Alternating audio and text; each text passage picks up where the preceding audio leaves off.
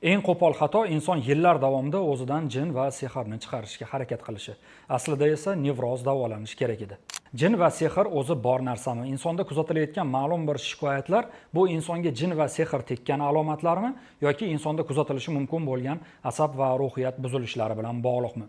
Aynan mana shu savol meni obunachilarimni juda ham qiziqtiradi. Ayniqsa oxirgi 2-3 kunda juda ham ko'plab insonlar bu savol bilan murojaat etishgan. Bugun aynan mana shu dolzarb mavzuda o'zimning fikrlarim bilan o'rtoqlashmoqchiman. Avvalambor musulmon inson sifatida va shu bilan birgalikda 8 yildan oshiqroq asab va ruhiyat buzilishlariga ega bo'lgan insonlar bilan shug'ullanadigan mutaxassis sifatida shu mavzuga uzul-kesil nuqta qo'yishga harakat qilaman. Avvalambor aziz do'stlar, bir narsani aniq tushunishimiz va o'zimiz uchun yaqqol belgilab olishimiz kerak. Bu fakt. Ya'ni Qur'onda jin va sehr mavzusi yozilgan. Ya'ni bu narsani o'zi umuman muhokama qilish, bu narsa haqida bahslashish bu o'zi umuman noo'rin. Albatta Qur'onda yozilgan jin haqida va sehr haqida yozilgan sura va oyatlarni hamma har xil tushunishi mumkin. Hamma har xil tahlil qilishi mumkin. Lekin aynan Qur'onda bu haqida yozilganligi bu fakt. Ammo shu o'rinda bir savol tug'iladi.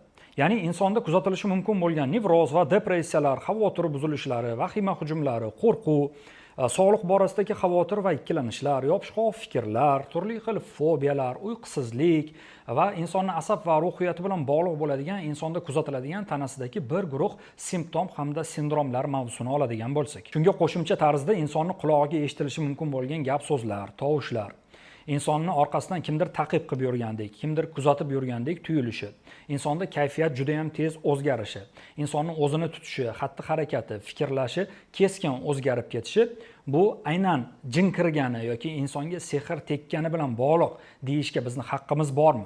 Qanaqadir isbot, dalillar va faktlar bormi? Qur'onda insonning shikoyatlari va simptomlariga qarab, aynan insonga jin kirganligi yoki sehr tekkanligini diagnostika qiladigan, aniqlaydigan kriteriyalar, ya'ni omillar mavjud emas. Ilmu fanda esa tibbiyotda, ya'ni psixiatriyada insonning holati, shikoyatlari va simptomlariga qarab insonga aniq tashxis qo'ysa bo'ladi. Kasalliklar ro'yxatidan o'rin olgan o'zini kodiga, o'zini ta'rifiga va ko'p yillik tadqiqotlariga asoslangan holatda biz insonning holati, shikoyatlari va simptomlariga qarab aniq insonni tashxisini belgilab olsak bo'ladi. Yuqorida aytib o'tilgan asab va ruhiyat buzilishlari bilan bog'liq turli xil kechinmalar, turli xil shikoyatlar, turli xil simptomlarga ega bo'lgan insonlarni qiynab keladigan savol, meni holatim, meni shikoyatlarim, ya'ni meni simptomlarim bu menga jin kirganligi bilan bog'liqmi, ya'ni sehr tekkanligi bilan bog'liqmi yoki asab va ruhiyat buzilishlari bilan bog'liqmi?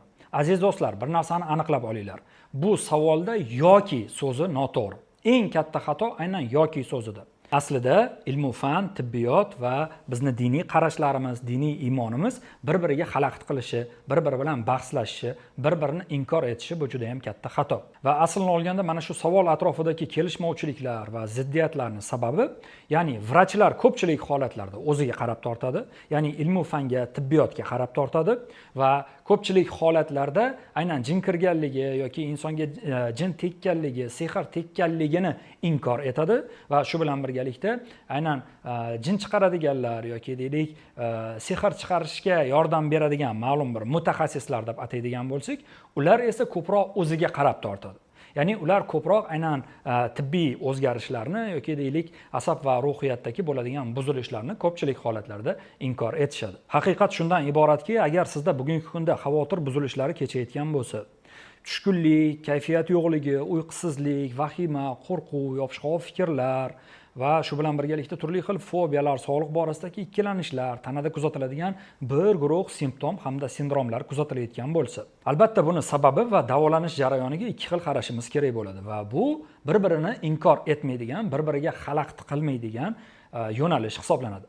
Ya'ni birinchisi bu tibbiyot bo'ladigan bo'lsa, agar siz o'zingizni holatingizni aynan tibbiy tomonlama borib nazorat qiladigan bo'lsangiz, tekshirtiradigan bo'lsangiz, tibbiyot xodimi beradigan tavsiyalarga amal qiladigan bo'lsangiz, beriladigan dorilarni ichadigan bo'lsangiz va shu bilan birgalikda siz borib o'qitadigan bo'lsangiz, jin chiqaradigan bo'lsangiz, sehr chiqaradigan bo'lsangiz, aynan mana shunday amallar bilan ham shug'ullanadigan bo'lsangiz, bu aslini olganda eng to'g'ri qaror bo'ladi va bir-biriga xalaqit qilmaydigan to'g'ri tanlov bo'ladi. Nafaqat bu aynan asab va ruhiyat bilan bog'liq kasalliklarga tegishli, umuman tanamiz bilan bog'liq bo'ladigan kasalliklarga ham tegishli. Siz aynan diniy amallarni ham qilasiz va shu bilan birgalikda tibbiyot xodimiga ham murojaat qilishingiz kerak va albatta tibbiyot berayotgan tavsiyalarga amal qilishingiz kerak bo'ladi.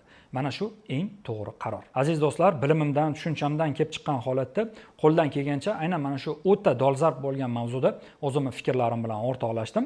Shu fikrlarim haqida nima deysizlar? Izohlarda yozib qoldiringlar.